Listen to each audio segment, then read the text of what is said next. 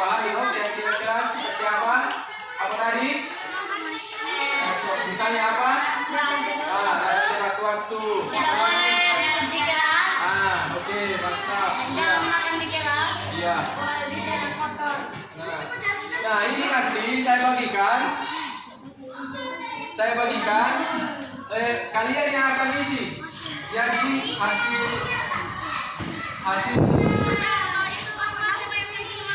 jadi nanti ini setelah diisi ditulis keinginan keras apa yang harus kita lakukan supaya ditulis nanti di kelasnya di lingkungan sekolah. Nanti ditulis di sini baru ditempel di sini. Ya, bisa dipahami ya? Ya. Oke, saya langsung bagikan atau masih untuk penjelasan? Jadi sudah dipahami mungkin ya? Dan silakan ditempel masing-masing, tulis dulu baru ditempel. Kira-kira apa saja yang harus kita lakukan?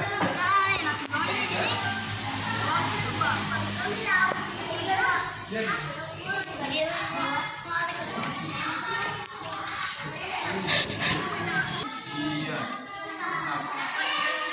Ya, siapa lagi? Ya, silakan langsung. Tanggung jawab. Langsung ini ambil di sini gambar.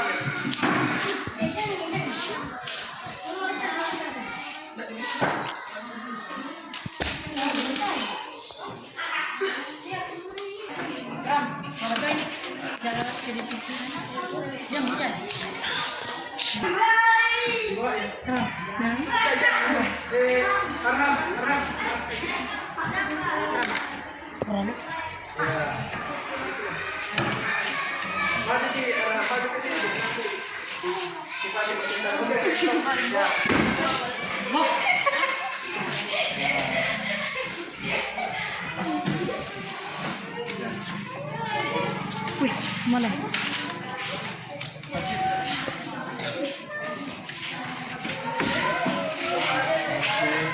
Anak-anakku sekalian, ini bagaimana kesepakatan kelas, keyakinan kelas ini? Ini saja yang kita pedomani ya. Apalagi, jadi kalau misalnya sudah disepakati,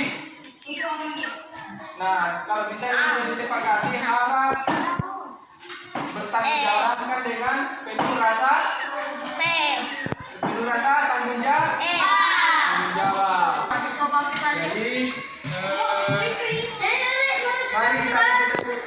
Jadi mari kita tepuk tangan bersama tanda untuk menyepakati kesepakatan ini. Ya, oke kita akan tepuk tangan.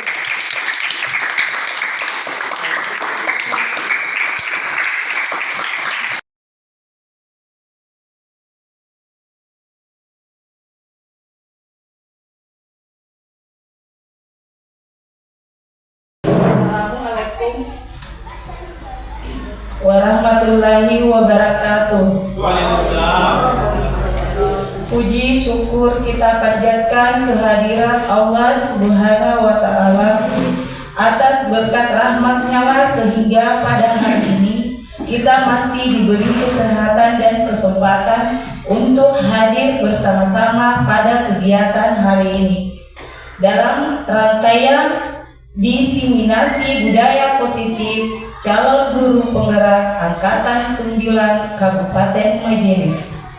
Dan tak lupa pula kita kirimkan salam dan sholawat buat junjungan kita Nabi besar Muhammad Sallallahu Alaihi Wasallam kepada keluarga dan para sahabat beliau. Yang pertama, pembukaan oleh protokol. Sebelum memulai kegiatan kita hari ini, saya mengajak kepada ibu dan bapak guru mengucapkan basmalah. Selanjutnya pembacaan doa. Insya Allah pembacaan doa ini kami minta kesediaan Pak Agama kepada beliau, disilahkan dengan hormat.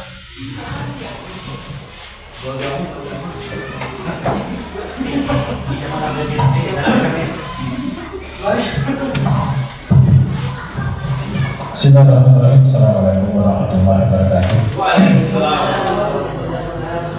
Demi berkahnya kegiatan kita hari ini, maka kita sama-sama berdoa, bermunajat kepada Allah Subhanahu wa taala, semoga saja apa yang kita inginkan bisa terkabul dan tercapai. Ila akhir Nabi Mustafa Muhammad sallallahu alaihi wasallam. Al-Fatihah. Iya kan, Amin. Bismillahirrahmanirrahim. Alhamdulillahirabbil alamin. Hamdan syakir, hamdan lillahi hamdan yu'afihi wa yukafi masyidah. Ya Rabbana lakal hamdu kama yanbaghi li jalali wajhika wa li'azimi. Allahumma shalli ala sayyidina Muhammad wa ala alihi wa sahbihi wa sallam. Allahumma salli ala malaikatika al-muqarrabin wa anbiya'ika wal mursalin wa ala alihi wa sahbihi. Ya Allah ya Rabbana, di hari yang berbahagia ini kami berkumpul di ruangan ini untuk melaksanakan suatu kegiatan sebagai tindak lanjut dari upaya CPG di SD 16 Tradisi. Ya Allah ya Tuhan kami, berikanlah kemudahan dalam segala urusan kami, serta hindarkanlah kami dari hal-hal yang bisa memudahkan kami. Allahumma rabbana atina fid dunya hasanah wa fil akhirati hasanah wa qina adzabannar. Wassallallahu ala sayyidina Muhammadin wa ala alihi wasallam. Alhamdulillahirabbil alamin. Assalamualaikum warahmatullahi wabarakatuh.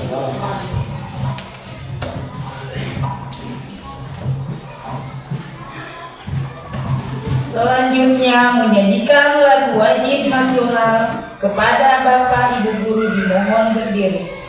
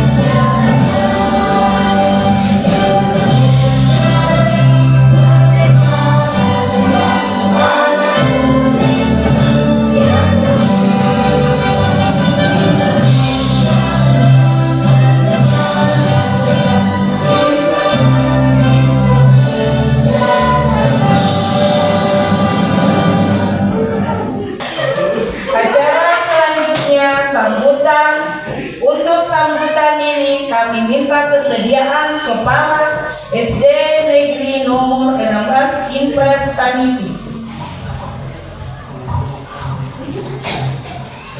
Bismillahirrahmanirrahim. Assalamualaikum warahmatullahi wabarakatuh.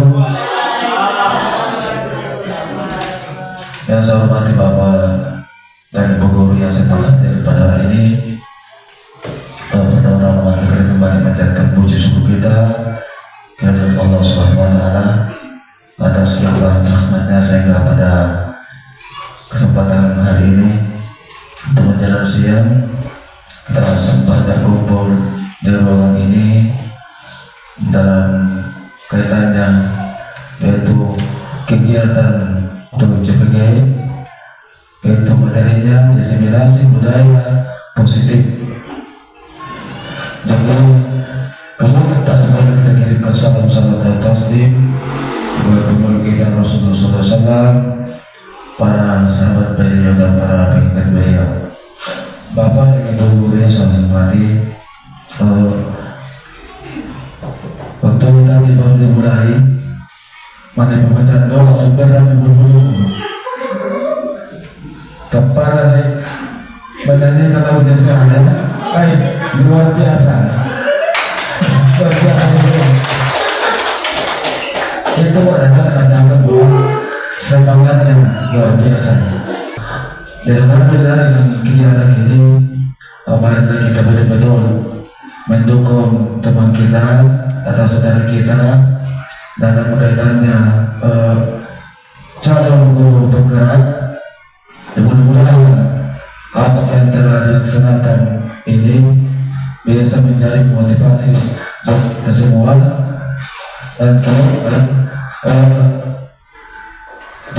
dana ini bisa didapatkan nilai yang bagus oleh calon guru penggerak kita yang ada di SD 16 Kanesi.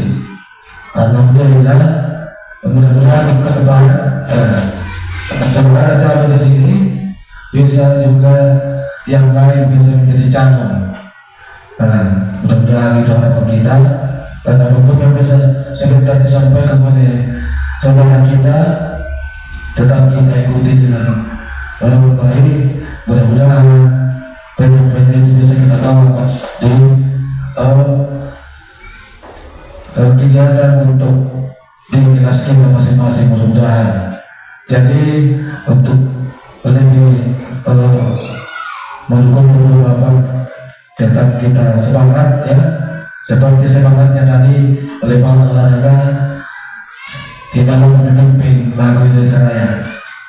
Untuk itu demikianlah sambutan dari kami, dan mudah-mudahan apa yang saya sampaikan bisa bermanfaat buat sekalian. Wabillahi taufiq wal hidayah. Assalamualaikum warahmatullahi wabarakatuh. Acara selanjutnya penutupan. Dengan selesainya acara pembukaan kita kali ini, marilah kita bersama-sama membaca hamdalah.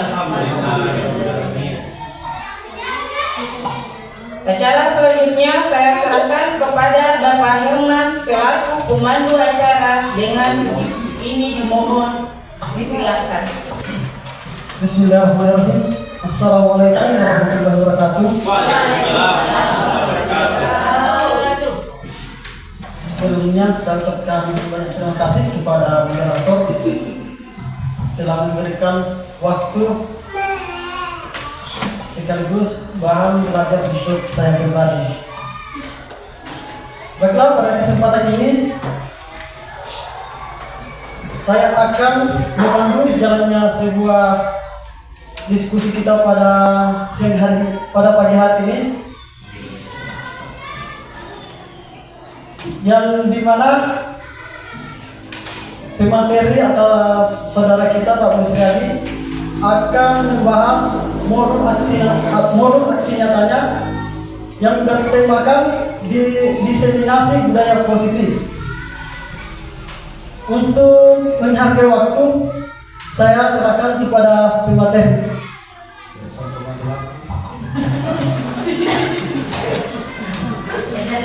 Bismillahirrahmanirrahim.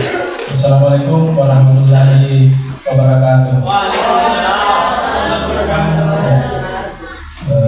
Terima kasih atas kesempatan yang diberikan pada pagi menjelang siang hari ini.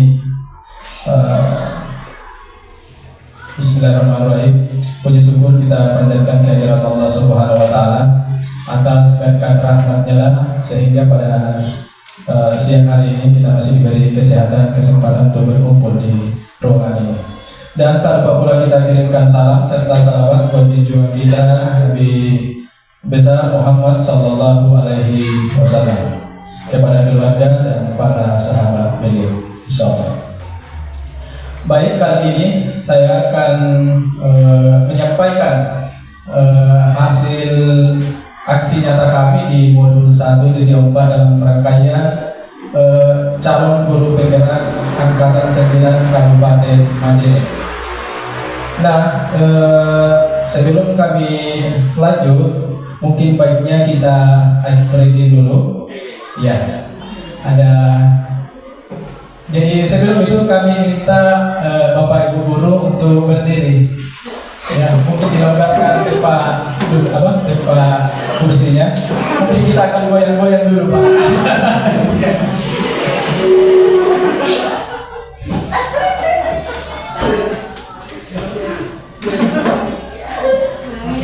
Ya, ini namanya sedang beruang, ya. Ya, mungkin jadi silahkan diikuti ya, goyangannya. Saya juga akan ikut.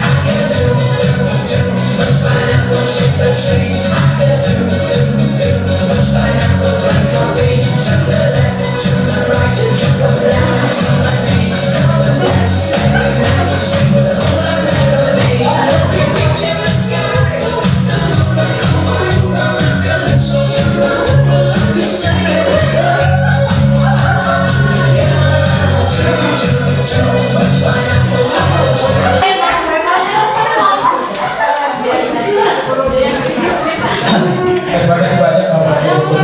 Ya, kalian ini sudah pernah berkandidat. Ya. Ternyata luar biasa.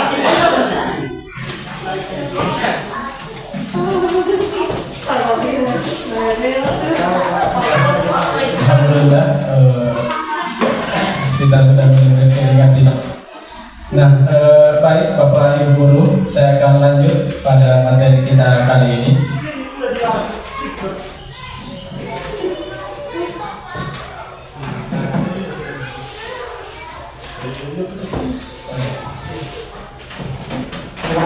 Jadi saya tanya Bapak Ibu, menulis dengan tangan kanan atau tangan kiri? Nah, ada kiri, ada ya.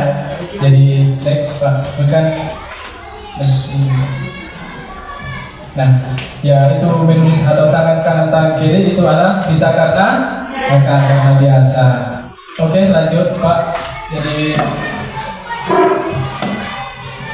nah, pengertian pendidikan mungkin kita sudah pahami, tapi kita review kembali Bapak Ibu guru. pendidikan, yaitu bagaimana cara kita menuntun segala kodrat yang ada pada anak agar mereka mencapai keselamatan dan kebahagiaan yang setinggi-tingginya, baik sebagai manusia maupun sebagai anggota masyarakat. Next Pak. Kata menuntun berarti pengaplikasiannya sangat bermanfaat bagi anak didik kita, yaitu menuntun. Next. Jadi menuntun membangun budaya positif dengan penanaman nilai-nilai kebaikan dalam diri anak. Ya, itu tadi menuntun bahwa kalau kita misalnya ingin menuntun berarti ada budaya positif yang ingin ditanamkan pada kebaikan dalam diri anak itu sendiri. Ya, next Pak. Kemudian budaya positif itu adalah kebiasaan yang baik atau yang berwujudan dari penerapan nilai-nilai kebajikan atau keyakinan. Ya, itu budaya positif. Jadi kalau misalnya tidak baik, tidak termasuk budaya positif ya, Bapak Ibu Guru. Ya, lanjut Pak. Next Pak. Nah, ini budaya positif meliputi ada 6 bagian ini budaya positif. Pertama, perubahan paradigma, stimulus, respon ke teori, kontrol. Kemudian kedua, konsep disiplin positif. Kemudian ketiga, keyakinan kelas. Kemudian pemenuhan kebutuhan dasar manusia. Kemudian 5 posisi kontrol. Kemudian segitiga restitusi. Lanjut Pak. Dalam Stephen R. Covey mengatakan bahwa bila kita ingin membuat kemajuan perlahan, sedikit-sedikit ubahlah sikap atau perilaku Anda. Namun bila kita ingin memperbaiki cara-cara utama kita, maka kita perlu mengubah kerangka acuan kita. Ubahlah bagaimana Anda melihat dunia, bagaimana Anda berpikir tentang manusia. Ubahlah paradigma Anda, skema pemahaman dan penjelasan aspek-aspek tertentu tentang realitas. Itu menurut Stephen R. Covey. Lanjut Pak. Kemudian sehingga dari perubahan inilah kita akan lebih terbuka dengan lebih dominan pada pencarian solusi dari setiap permasalahan. Jadi jika mungkin akan dijelaskan lebih detail nanti bagaimana cara penanganannya. Kalau misalnya ada anak-anak yang misalnya bermasalah, ini nanti akan disampaikan. Kemudian Pak lanjut. Kemudian selain perubahan paradigma, kita juga harus memahami disiplin positif, yakni sikap tanggung jawab yang dimiliki oleh seseorang dalam bertindak yang berdasar dari nilai-nilai. Next Pak. Sehingga sangatlah penting membangun kebiasaan dalam penerapan nilai-nilai atau keyakinan melalui budaya positif berdasarkan profil pelajar Pancasila. Next Pak. Nah, mungkin kita sudah paham Bapak Ibu Guru bahwa profil pelajar Pancasila itu yang pertama, beriman dan bertakwa kepada Tuhan Yang Maha Esa dan berakhlak mulia, kemudian mandiri, bernalar kritis, berkebinekaan global, kemudian bergotong royong, kemudian kreatif. Oke, lanjut saya. Kemudian ini ada keyakinan kelas.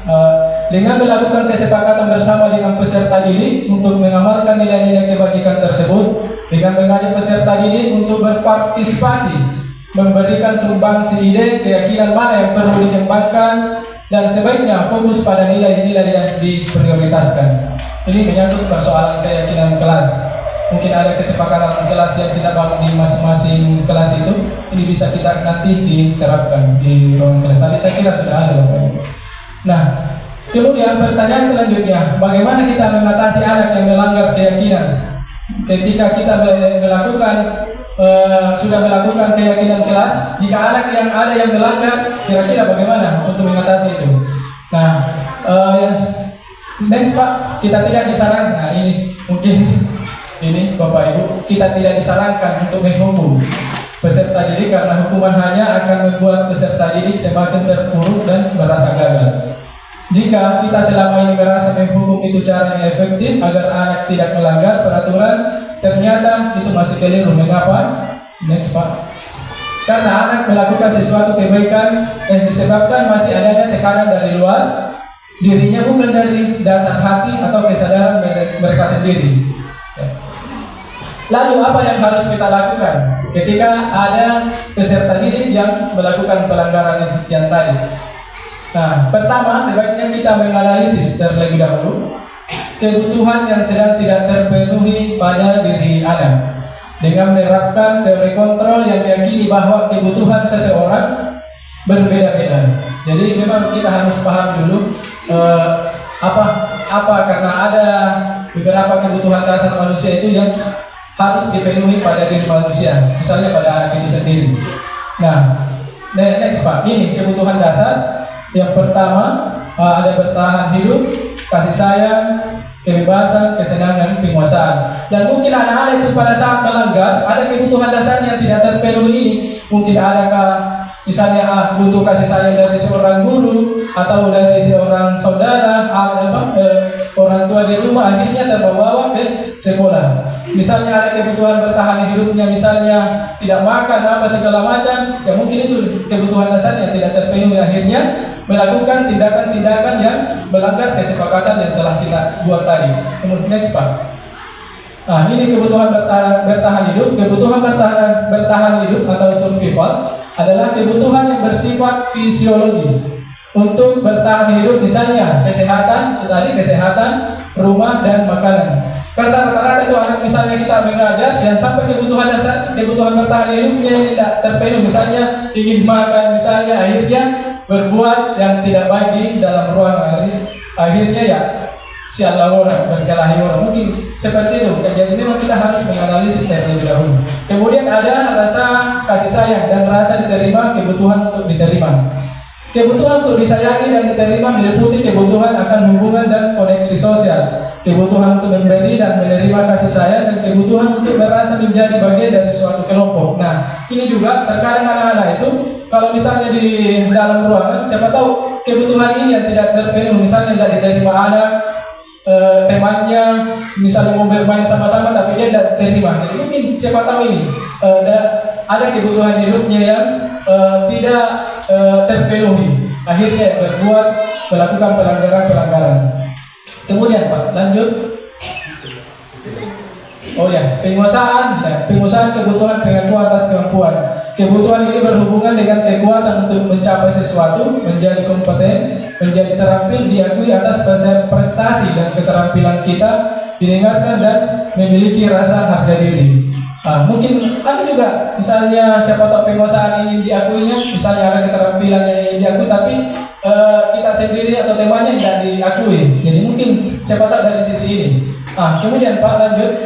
Kemudian kebebasan. Kebutuhan untuk bebas adalah kebutuhan akan kemandirian, otonom, memiliki pilihan dan mampu mengendalikan arah hidup seseorang. Anak-anak dengan kebutuhan kebebasan yang tinggi menginginkan pilihan, mereka perlu banyak bergerak, suka mencoba-coba, tidak terlalu terpengaruh oleh orang lain, dan sedang mencoba hal baru dan menarik. Nah, kebutuhan bebas ini juga perlu kita analisis ketika anak melakukan pelanggaran. Karena jangan sampai dia ingin bebas, lantas temannya atau kita melarang mereka, padahal dia ingin ada rasa kebebasan yang ingin dilakukan. Kemudian Pak lanjut. Nah, kesenangan, kebutuhan untuk merasa senang. Kebutuhan akan kesenangan adalah kebutuhan untuk mencari kesenangan, bermain dan tertawa. Nah, ini juga kebutuhan dasar manusia. Kesenangan. Kalau kita misalnya, ya mungkin kita sudah alami Bapak Ibu, kalau misalnya kita ingin senang, mungkin kita pergi jalan-jalan ke tempat-tempat wisata, itu rasa kesenangan kita yang harus memang kita penuhi. Karena memang ada 5 kebutuhan dasar manusia yang harus kita penuhi bagi setiap manusia. Begitupun dengan anak-anak. Siapa tahu ingin senang, bersenang-senang, tapi kita langgar, kita larang atau temannya larang, akhirnya melarang temannya ya sialah orang yang mungkin siwar apa segala macam. Mungkin kebutuhan ini yang kesenangan yang perlu dianalisis, ditindaklanjuti. Selanjutnya kita juga harus memahami 5 posisi kontrol agar kita memahami posisi yang baik dan tidak terhadap penanganan masalah pada anak. Nah, ketika ada kebutuhan tadi yang dilanggar atau kesepakatan kelas yang kita dilanggar oleh anak, maka langkah yang selanjutnya harus kita perlakukan adalah ada 5. posisi kontrol yang harus kita dalam melakukan penanganan anak yang ketika ada anak yang bermasalah. Kemudian ini 5 posisi kontrol, misalnya penghukum, pembuat rasa bersalah, apakah bisa menjadi teman, pemantau, manajer. Nah, dari 5 posisi kontrol ini, Bapak Ibu Guru, kita bisa cermati sebentar, apakah kita misalnya di posisi yang pertama penghukum atau pembuat rasa bersalah pada anak, kemudian teman, kemudian pemantau, apakah kita di posisi manajer. Lanjut Pak, misalnya begini, penghukum. Seorang penghukum bisa menggunakan hukuman fisik maupun verbal. Begini contohnya, patuhi aturan saya atau awas, itu posisi penghukum. Kalau tidak kamu ini tadi kamu selalu saja. Sebelumnya Pak Den, kamu selalu saja salah. Nah, selalu pasti selalu yang terakhir selesai. Ini kata-kata yang kita ucapkan ketika kita di posisi penghukum tadi. Next. Kemudian pembuat merasa bersalah. Ini juga pada posisi ini biasa guru akan bersuara lebih lembut. Pembuat merasa bersalah akan menggunakan keinginan yang membuat orang lain merasa tidak nyaman, merasa atau merasa bersalah atau rendah diri. Kata-kata yang keluar dengan lembut akan seperti ini. Misalnya, ibu sangat kecewa sekali pada kamu, dengan kamu atau pada kamu. Kemudian berapa kali Bapak Ibu harus memberitahu kamu ya? Gimana coba kalau orang tua kamu tahu berbuat begini? Itu posisi pembuat merasa bersalah. Akhirnya ketika kalimat-kalimat itu yang keluar dari mulut kita, orang tua, maka anak-anak akan merasa bersalah. Wah, saya ini kayak salah kan? Mungkin begitu ya. Nah, kemudian di posisi teman ini, bagusnya juga di posisi teman, guru pada posisi ini tidak akan menyakiti murid, namun akan tetap berupaya mengontrol murid melalui persuasi. Namun posisi memiliki sisi positif dan negatifnya. Positifnya adalah hubungan baik terjalin, dan negatifnya anak akan merasa dikecewakan ketika suatu saat tidak mendapat perlakuan yang mereka inginkan karena berpikir bahwa guru adalah temannya. Jadi ketika kita melakukan posisi teman ke siswa, ketika misalnya ada melakukan masalah, nah mungkin anak-anak akan bagaimana perasaannya ya, karena posisi kita adalah teman. Ketika misalnya butuh bantuan kita atau pada saat melanggar akhirnya kita tidak bantu, ya mungkin anak-anak juga akan merasa kecewa, ya. Itu posisi negatifnya. Kemudian posisi memantau berarti mengawasi. Pada saat kita mengawasi, kita bertanggung jawab atas perilaku orang-orang yang kita awasi. Posisi memantau berdasarkan pada peraturan-peraturan dan konsekuensi. Misalnya begini, anak-anak misalnya datang terlambat. Nah, terekam misalnya ada CCTV. Kita panggil. Di posisi pemantau itu dia berdasarkan data. Misalnya ada CCTV, ada misalnya jam 7 misalnya sudah di sekolah. Ketika melakukan lewat dari jam 7 itu dia akan panggil. Dia itu posisinya pemantau. Akan memanggil anak tersebut lalu ditanya. Itu posisi pemantau. Nah, posisi yang terakhir ini adalah posisi manajer, adalah posisi di mana guru berbuat sesuatu bersama dengan murid, mempersiapkan murid, mempertanggungjawabkan perilakunya, mendukung murid agar dapat menemukan solusi atas permasalahan sendiri. Mungkin Bapak Ibu dari 5 posisi kontrol tadi, manakah yang lebih baik yang harus kita lakukan Bapak Ibu?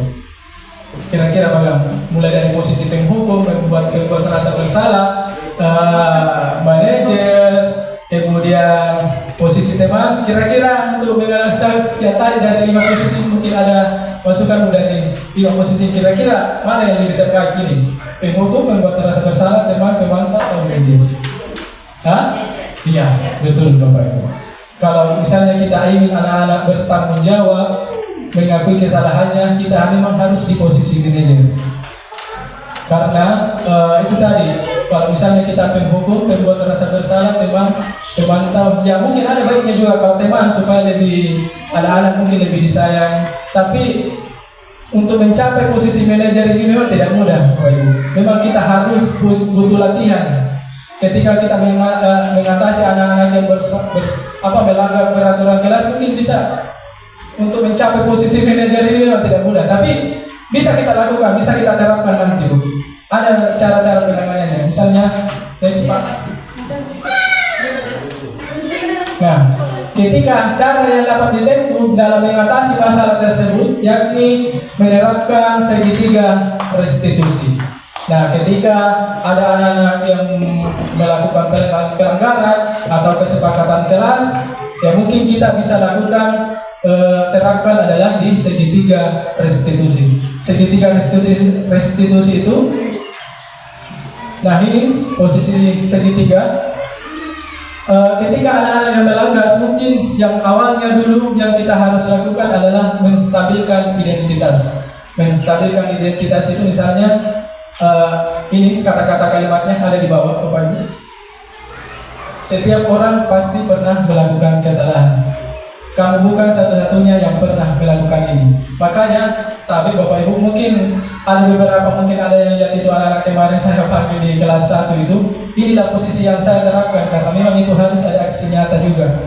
Apa yang harus kita lakukan ketika anak melanggar dengan model teknik segitiga restitusi ini. Mungkin ada kita lihat Bapak Ibu, ada Pak saya panggil ke anak-anak itu ke kelas 6 untuk saya melakukan posisi manajer. Apa yang harus kita lakukan ketika anak-anak melanggar kesepakatan kelas yang kita bangun? Mungkin dengan cara itu tadi, misalnya kita berkunjung ke rumahnya, silaturahmi dulu karena ada kesepakatan kelas yang melanggar. Kemudian boleh jadi kita langsung lakukan ini. Kalau misalnya belum bisa, ya kita kembali ke rumahnya. Tapi posisi ini memang itu tadi saya sampaikan memang tidak mudah, Bapak. Mungkin kita butuh latihan.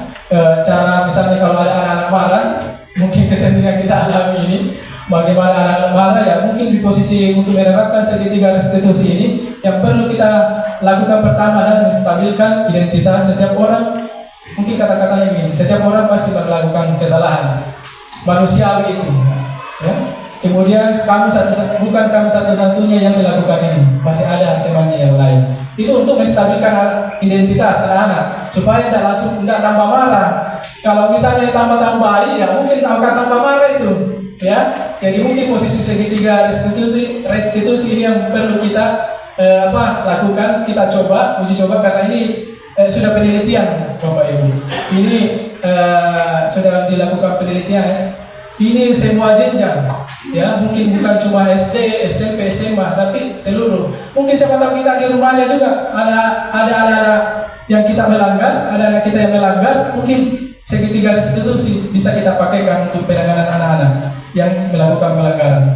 Kemudian dari posisi menstabilkan identitas, kita validasi tindakan yang salah. Misalnya pertanyaannya, kamu tentu punya alasan mengapa melakukan ini. Apa alasannya kira-kira ketika melakukan pelanggaran? Adakah cara yang lebih efektif untuk mendapatkan apa yang kamu butuhkan?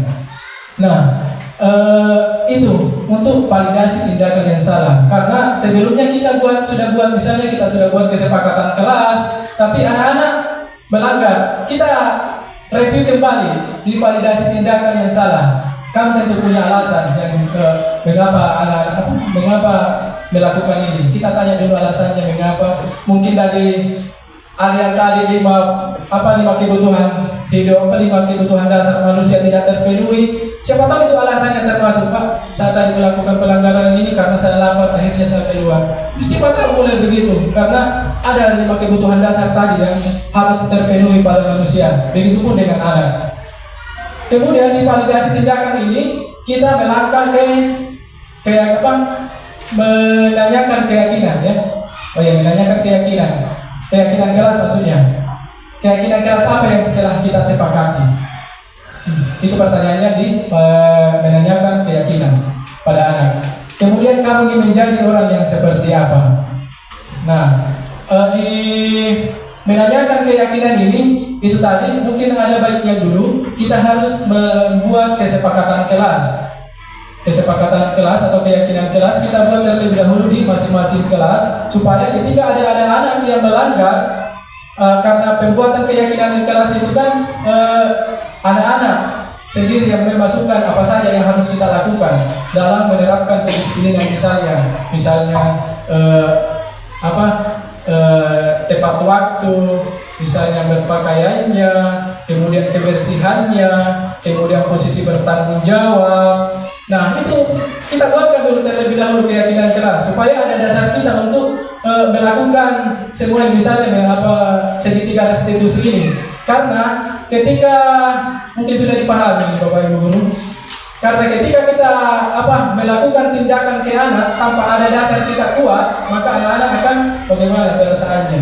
Jadi mungkin banyak kita harus buat memang keyakinan kelas atau kesepakatan kelas, karena untuk memvalidasi tindakan-tindakan ini tadi supaya ada dasar kita. Karena di keyakinan menanyakan keyakinan itu ya harus ada keyakinan kelas apa yang kita buat. Jadi di posisi inilah kita tanyakan ke anak. Misalnya saat tanya kemarin anak-anak kelas 6 keyakinan apa yang kita langgar, karena anak-anak itu biasa melakukan pelanggaran dari segi misalnya kemarin ini selalu mengejek-ejek temannya, kemudian sering tidak hadir. Nah, ini mungkin bisa kita tanyakan menanyakan keyakinan. Misalnya keyakinan kelas apa yang kita buat kemarin, disiplin misalnya. Berarti kalau Anda tidak hadir berarti tidak disiplin. Kemudian posisi apa lagi yang kita langgar? Keyakinan kelas apa yang kita langgar lagi? Misalnya tidak bertanggung jawab. Nah, kemudian kemudian menghargai teman.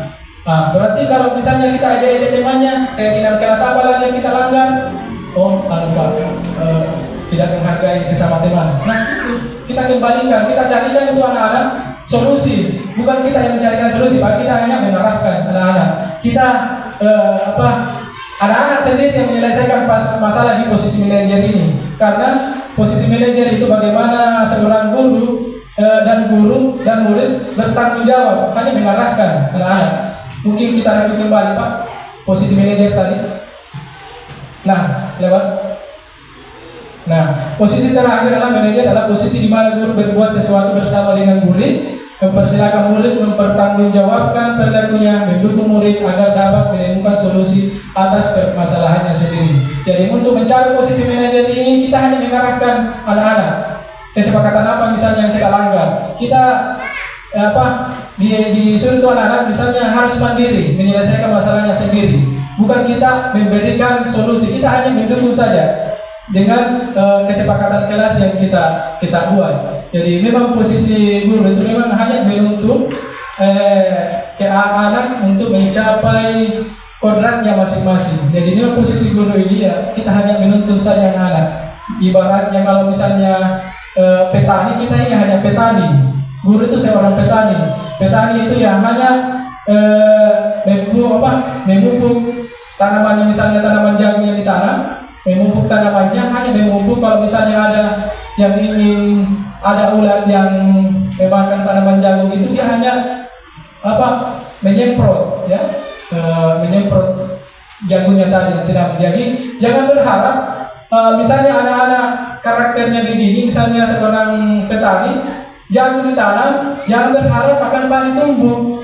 Jangan, maksudnya itu jangan memaksa anak-anak dari keluar dari karakternya. Kita hanya mendukung saja. Ya, mungkin itu menurut ini, bukan menurut saya, menurut Ki Hajar Dewantara. Nah, ini next Pak. Ini posisi manajer ya. Jadi ini. Ya. Kemudian menstabilkan identitas, ini tadi penjelasannya. Menstabilkan identitas bagian dasar dari segitiga bertujuan untuk mengubah identitas anak dari orang gagal karena melakukan kesalahan menjadi orang yang sukses. Misalnya itu tadi berbuat salah tidak apa-apa, tidak ada masalah yang sempurna, tidak ada manusia yang sempurna. Saya juga pernah melakukan kesalahan seperti itu. Ini untuk menstabilkan identitas. Kemudian validasi tindakan yang salah. Setiap tindakan yang kita dilakukan dengan suatu tujuan, yaitu memenuhi kebutuhan dasar. Nah, ini memang setiap tindakan yang kita lakukan Bapak Ibu Guru semuanya memiliki alasan. Bahkan perbuatan buruk pun ada alasannya yang kita lakukan, betul ya Bapak Ibu Guru ya? Kalau misalnya kita berbuat yang tidak baik, pasti punya alasan. Apa alasan kita? Apalagi begitu pun yang perbuatan baik, pasti punya alasan sendiri. Apalagi ketika perbuatan buruk itu kita lakukan, pasti punya alasannya sendiri. Dan itu menurut penelitian Bapak Ibu. Kalaupun ada perbuatan buruk pun itu ada alasan yang ada alasannya kenapa kita lakukan itu. Next Pak. Kalimat-kalimat di bawah ini mungkin terdengar asing buat guru, namun bila dikatakan dengan nada tanpa menghakimi akan memvalidasi kebutuhan mereka. Misalnya, padahal kamu bisa melakukan yang lebih buruk dari ini. Kemudian kamu pasti punya alasan kenapa melakukan ini. Kemudian kamu patut bangga pada dirimu sendiri karena kamu telah melindungi sesuatu yang penting buatmu. Ini posisi sebelumnya Pak. Ya ini divalidasi tindakan salah ya. Ya, next Pak. Ya, next. Kemudian menanyakan keyakinan. Terkontrol menyatakan bahwa kita pada dasarnya termotivasi secara internal, yaitu secara internal yang mungkin dalam diri kita masing-masing. Maka anak akan siap untuk dihubungkan dengan nilai-nilai yang dipercaya dan berpindah menjadi orang yang dia diinginkan. Pertanyaan-pertanyaan di bawah ini menghubungkan keyakinan anak dengan keyakinan kelas atau keluarga. Misalnya Pak. Next. Nah, ini pertanyaannya, apa yang kita percaya sebagai kelas atau keluarga? Kemudian apa nilai-nilai umum yang kita telah sepakati? Apa bayangan kita tentang kelas yang ideal? Kemudian kamu mau jadi orang yang seperti apa? Nah, next Pak. Nah, ini tadi di yang ketiga ya, menstabilkan menanyakan keyakinan. Kemudian setelah saya secara pribadi menemukan budaya positif ini, saya merasa terharu karena jawaban yang diberikan di luar dari prediksi saya selama ini. Mereka lebih antusias dalam mencari solusi, bahkan mereka tidak kaya berargumen, namun mereka telah membuktikannya. Memang saya terapkan ini di posisi manajer ini. Alhamdulillah anak-anak itu mungkin tidak 100% lah, tapi minimal ada perubahan yang saya amati dari anak-anak itu sendiri. Karena mungkin selama ini ada anak-anak yang sering melanggar, karena dengan ada yang melanggar itu kan mungkin tidak ada kesepakatan keyakinan kelas yang kita buat ya. Jadi akhirnya ada keyakinan kelas yang kita buat dengan metode ini, penerapan segitiga restitusi, anak-anak itu bisa menjadi sadar, oh iya nih ada keyakinan kelas, ada kesepakatan kelas yang saya buat. Akhirnya dia merasa kembali ke dirinya, karena memang untuk berbuat keburukan itu memang dorongan dari internal diri anak. Dan mungkin bisa jadi itu tadi ada 5 kebutuhan dasar yang harus dipenuhi anak. Mungkin tidak terpenuhi, itu akhirnya melakukan tindakan-tindakan yang melenceng, melanggar aturan. Thanks Pak. Selanjutnya. Nah, oke. Sudah habis. Nah, kami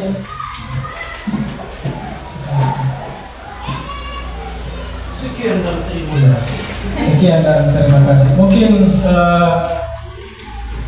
saya kembalikan ke moderator.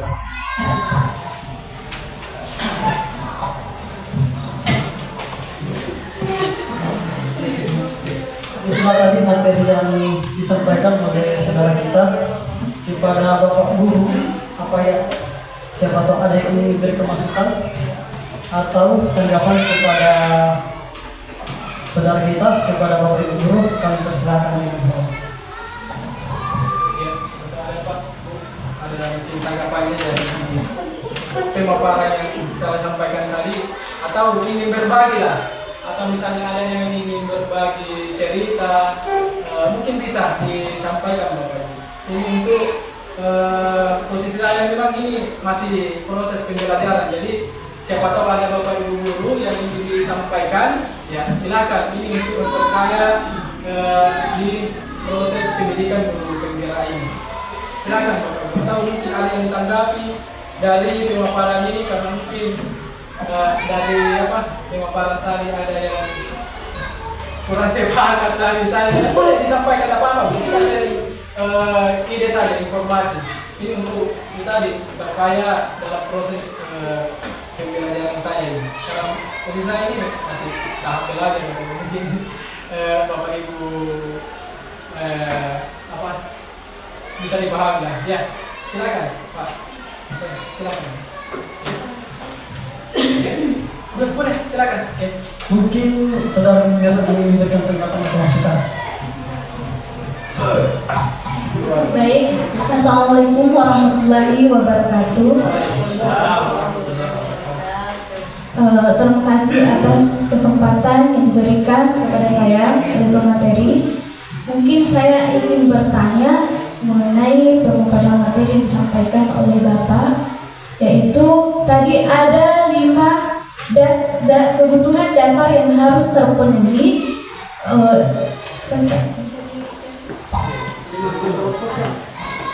Kebutuhan dasar.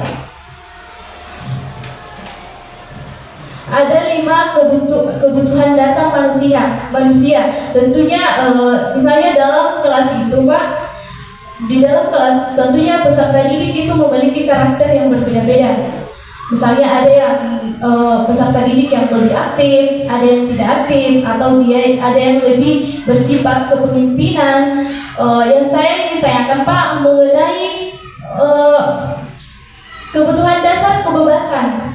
Apakah ini Pak peserta didik yang misalnya di dalam kelas itu yang misalnya sering pergi jalan atau pergi mengganggu temannya, apa itu salah satu kebutuhan kebebasan yang tidak terpenuhi? Atau ada tidak cara-cara agar kita mengetahui bahwa oh ternyata kebutuhan dasar yang dibutuhkan peserta didik itu yang seperti ini. Baik, itu yang bisa saya sampaikan. Sekian dan terima kasih. Assalamualaikum warahmatullahi wabarakatuh.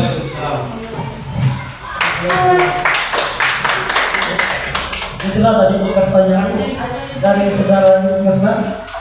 Masih dijawab? Masih ada?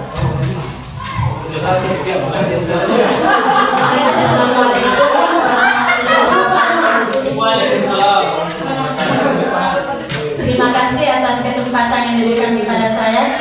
Adapun yang saya ingin tanyakan mengenai dalam pembelajaran.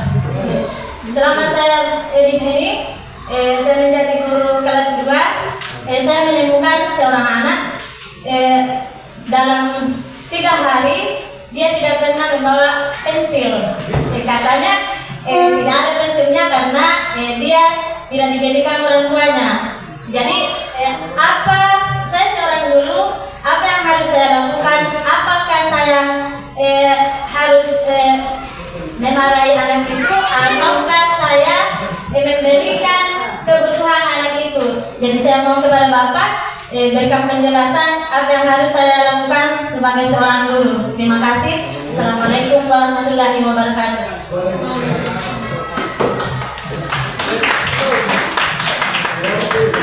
Dari apa?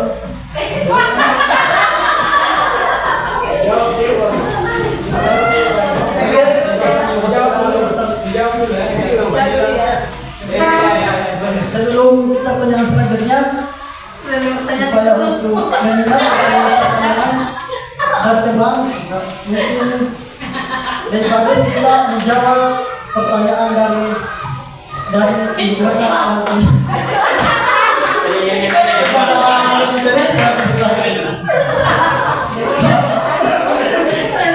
Ya, terima kasih atas masukan atau pertanyaan yang diberikan Bapak Ibu Guru. Nah, untuk pertanyaan dari tadi Ibu Mirna terkait dengan kebutuhan dasar manusia, misalnya ada anak-anak yang mondar-mandir keluar masuk, apakah memang ada kebutuhan yang tidak terpenuhi atau untuk penanganannya seperti apa ya? Mungkin jawaban dari saya, kalaupun tidak sempurna memang saya hanya manusia biasa, tapi ini menurut pengalaman saya di posisi murid 1.4 ini, bagaimana cara menangani anak pada posisi segitiga restitusi. Nah, mungkin yang itu tadi saya sampaikan dulu, kita harus menganalisis anak yang melakukan pelanggaran itu, apakah jangan sampai ada 5 kebutuhan dasar yang kita tidak penuhi? Misalnya mondar mandir, mungkin kebebasannya kita dari sini kebebasan yang tidak terpenuhi itu pada anak. Misalnya kebebasan adalah kebutuhan akan kemandirian, otonom, memiliki pilihan dan mampu mengendalikan arah hidup seseorang. Nah, dalam 5 kebutuhan dasar ini, mungkin baiknya yang saya tadi sampaikan adalah kita harus buat dulu keyakinan kelas masing-masing, kesepakatan kelas. Apa yang harus kita lakukan dalam melakukan proses pembelajaran itu, bagaimana disiplin kita. Jadi mungkin awalnya kita harus buat dulu keyakinan kelas, Bapak Ibu, karena kita tidak ada dasar kita untuk menindak anak ketika melakukan pelanggaran. Misalnya tadi mondar mandir keluar, dan mungkin di keyakinan kelas itu kesepakatan kelas ada mungkin disiplin ya. Mungkin keyakinan kelas yang disiplin. Jadi misalnya disiplin kita jelaskan. Disiplin itu misalnya tidak boleh keluar masuk. Kalau misalnya ingin keluar, ya harus minta izin. Jangan sembarangan orang keluar masuk, karena ini untuk proses pembelajaran kita supaya lebih baik. Nah itu mungkin jawaban saya seperti itu. Jadi kita buat dulu kesepakatan kelas. Kalaupun misalnya anak-anak ada perilaku misalnya melakukan pelanggaran, ya kita harus analisis. Mungkin ada 5 kebutuhan dasar ini yang tidak terpenuhi. Jadi untuk penanganannya nanti mungkin baiknya itu tadi 5 segitiga restitusi. Mungkin kalau keseringan melanggar, kita sudah buat kesepakatan kelas, akhirnya sering melanggar, ya kita analisis dulu. Kita pakai segitiga restitusi untuk melakukan tindakan-tindakan apa yang harus kita lakukan. Mungkin seperti itu, Bu, atau ada ingin ditambahkan? Kalau saya mungkin seperti itu, Bu, baiknya. Mungkin ini masuk dari pertanyaannya, Bu, ya? Iya. Iya. Atau kurang yakin? Itu kalau saya itu, Bu, kita harus buat dulu keyakinan kelas supaya ada dasar kita dalam melakukan segitiga restitusi tadi ketika melakukan pelanggaran anak-anak. Jadi ketika kita sudah buat kesepakatan kelas, ketika ada anak-anak yang melakukan pelanggaran, mungkin kita baiknya kita analisa apakah siapa tahu dari 5 tindakan kebutuhan dasar manusia ini yang tidak terpenuhi pada anak, akhirnya sering melakukan pelanggaran. Jadi ketika ada kesempatan kelas yang kita buat, ada dasar kita, ada yang kita dasar kita untuk melakukan penindakan, misalnya menstabilkan integritas pada anak, kemudian validasi tindakan yang salah, kemudian menaikkan keyakinan kelas yang kita sepakati. Mungkin begitu, Bu, ya. Bagaimana, Bu Mirna? Ya, puas. Ya, saya bukan orang yang bisa memuaskan.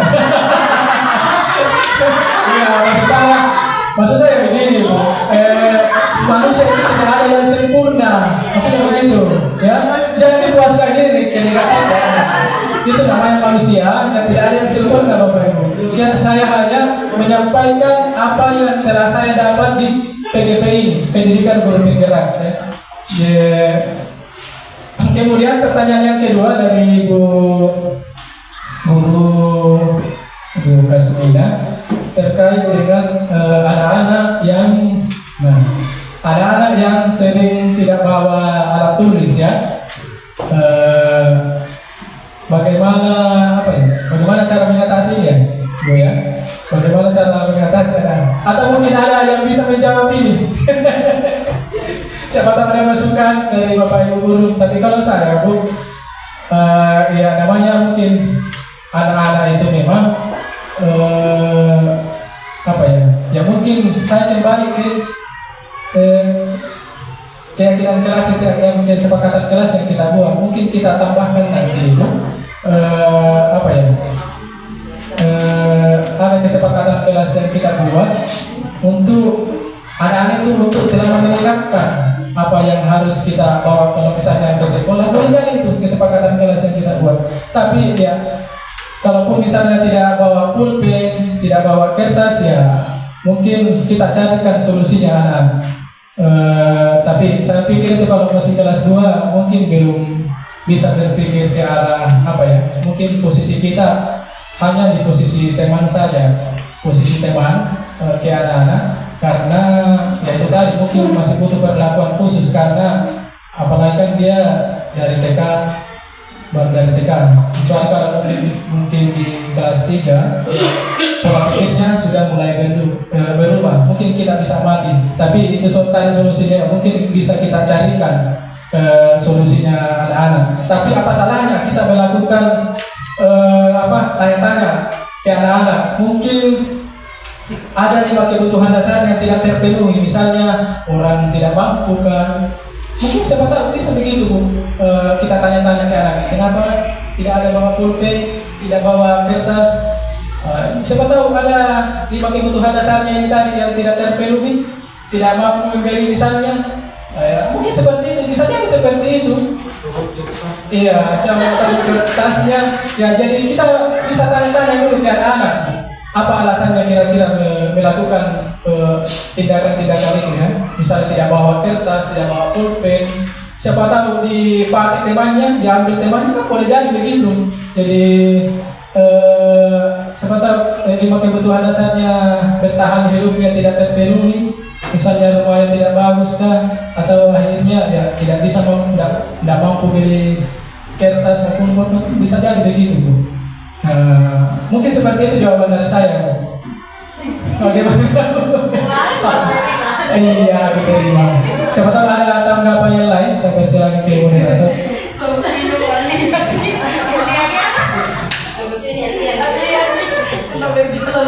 Itulah tadi jawaban yang diberikan oleh pemateri. Jadi sempat dikatakan bahwa pertanyaan tadi ibu guru belum bisa memuaskan ya. Apa ayo? Aku sudah tidak bisa memuaskan.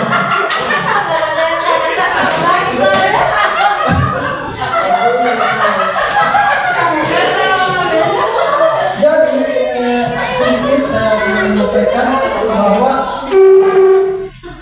untuk mengatasi masalah sesuai dengan tadi pertanyaan ibu ya, lagi-lagi Pak Kusradi menyampaikan mengatasi masalah tentang keyakinan kelas yang harus kita ambil, bagaimana kebebasan, bagaimana tindakan siswa di dalam kelas.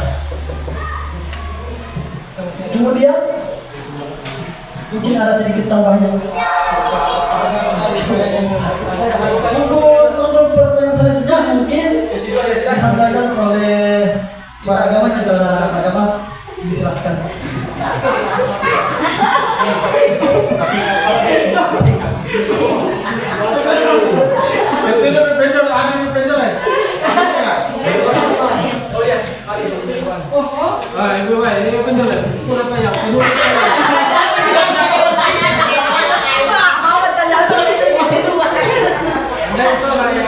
Assalamualaikum warahmatullahi wabarakatuh. Waalaikumsalam warahmatullahi wabarakatuh. Jadi agak terlambat tadi, maaf. Juga materinya agak sedikit saya dapat.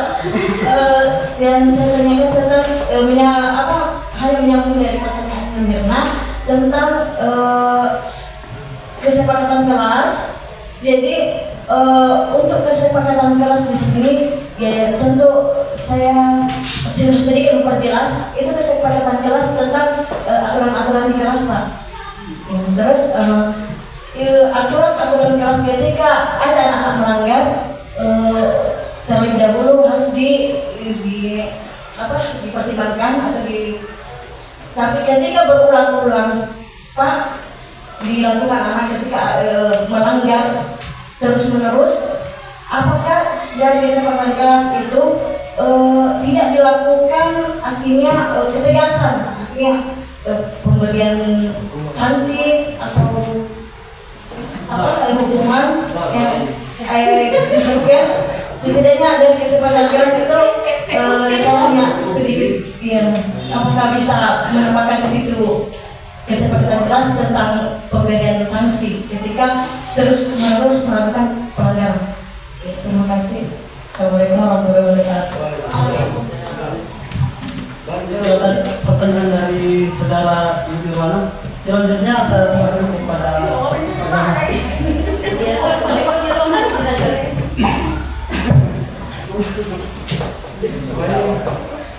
Assalamualaikum warahmatullahi wabarakatuh. Terima kasih atas kesempatan ini.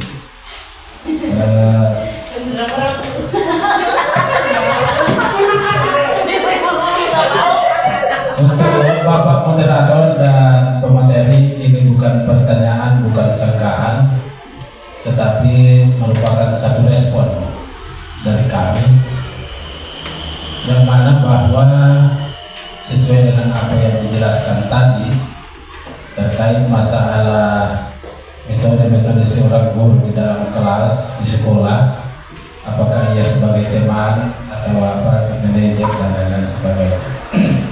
Menarik sekali apa yang disampaikan tadi, bahwa ternyata baru hari ini saya tahu bahwa keberadaan segitiga itu sangat-sangat bermanfaat. Iya, sangat-sangat bermanfaat.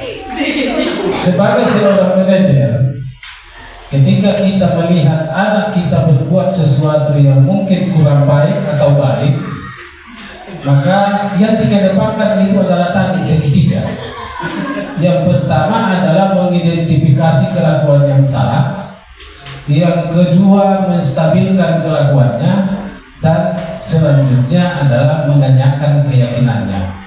Ini sangat positif sekali. Jangan kita beranggapan negatif, sekalipun bahasanya, karena pemateri juga tadi mengatakan segitiga, jadi saya juga sampai sebagai segitiga. Ya. Kenapa saya katakan demikian?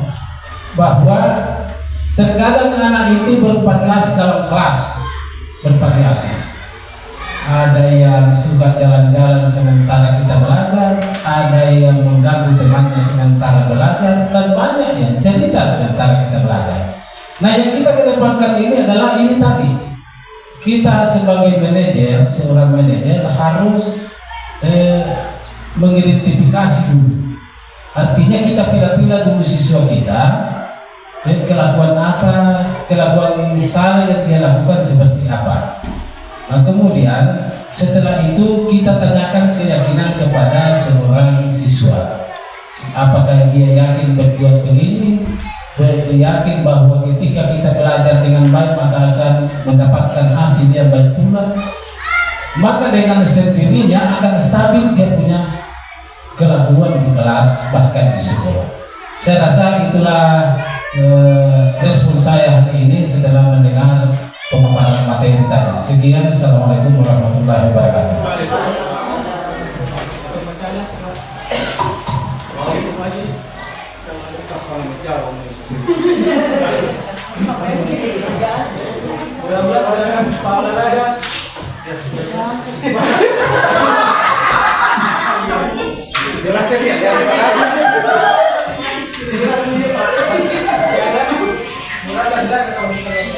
Itu dari respon yang diberikan oleh Pak Gamal, dan menurut saya itu sebuah respon yang sangat baik.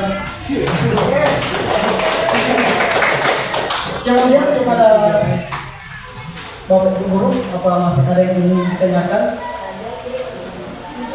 Ya,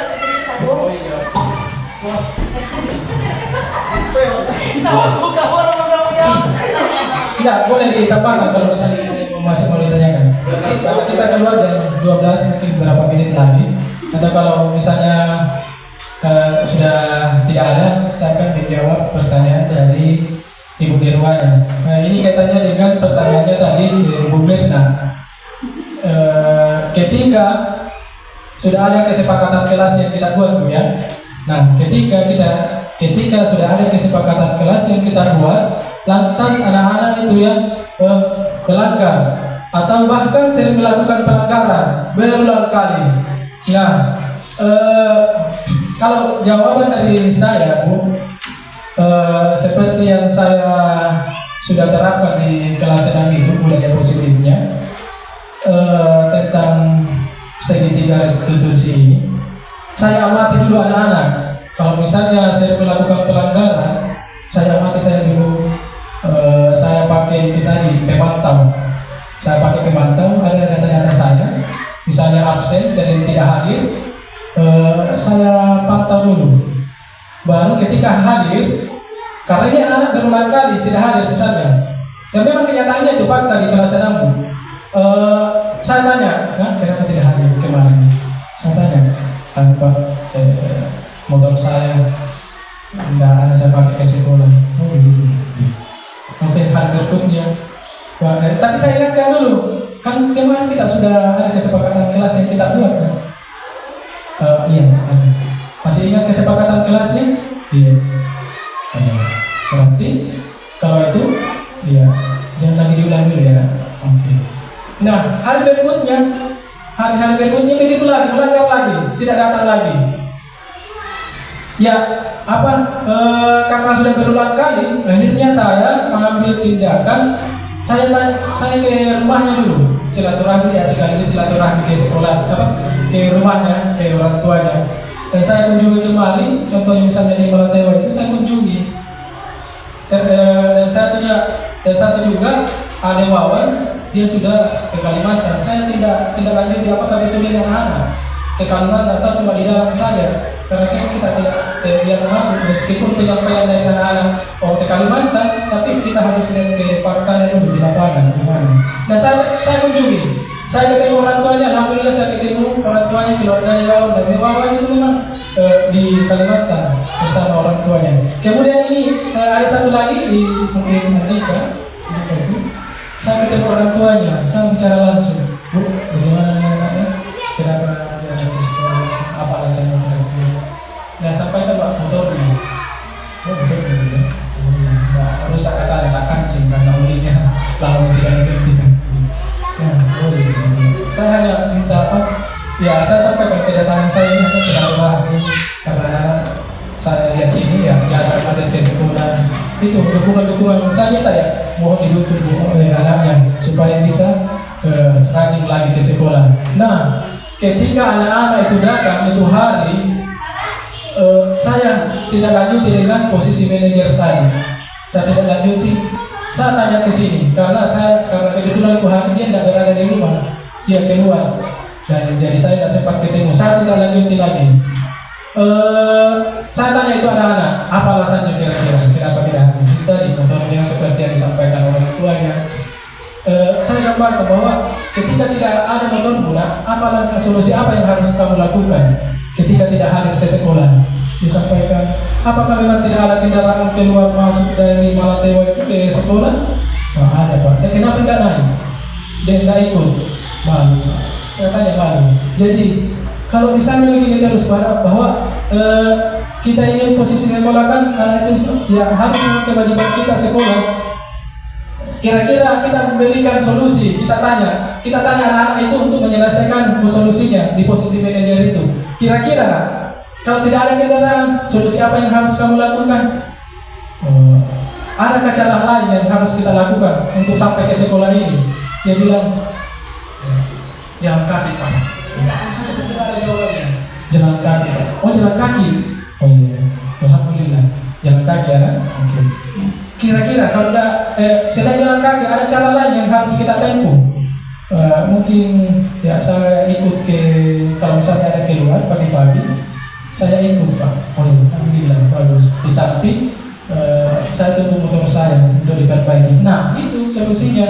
Anak-anak itu memang sudah bisa menyelesaikan solusi. Hanya kita ingin mengarahkan mereka. Dan bukan cuma itu. Yang sering mengejek temannya itu saya ingatkan pula. Karena beberapa mungkin sudah saya tanya sama itu anak-anak karena sering mengejek. Mungkin ibu guru sudah melihat sering ruangannya saya tempati untuk melakukan tindakan posisi manajer ini tadi. Saya panggil semua anak-anak ke sini. Kenapa saya mengejek?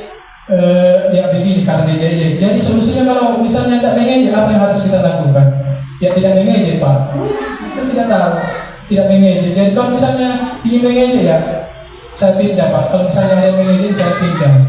Oh itu ada solusinya yang kita sangka. Memang anak-anak itu kalau misalnya khusus kelas renang ya sudah bisa lah menyelesaikan masalahnya. Begitupun mungkin kelas 5, kelas 6 dan lain-lain.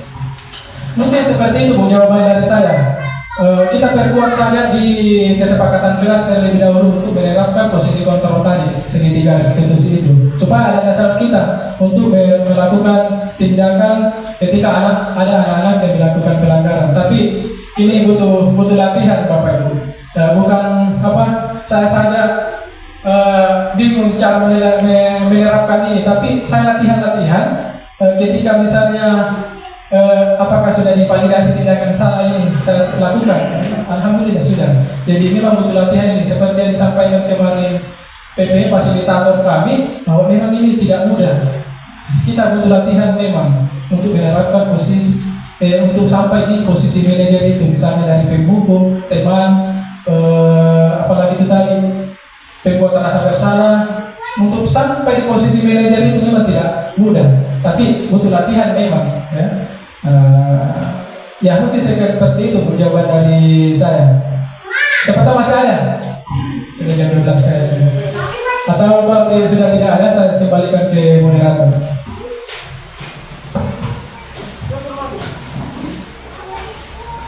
Itulah tadi jawaban yang diberikan pemateri kepada Ibu Nirwana. Apakah masih ada sanggahan atau Sudah puas. Ya makan. Ya, terima kasih banyak atas kehadiran Bapak Ibu guru. Sudah meluangkan waktunya untuk bersama-sama ikut kegiatan diseminasi budaya positif ini. Kalaupun ada salah itu datanya pribadi, kalaupun ada kebaikan itu datangnya dari Allah Subhanahu wa Ta'ala. Karena seperti yang saya sampaikan tadi, manusia itu tidak ada yang sempurna. Terima kasih. Saya akhiri. Assalamualaikum warahmatullahi wabarakatuh.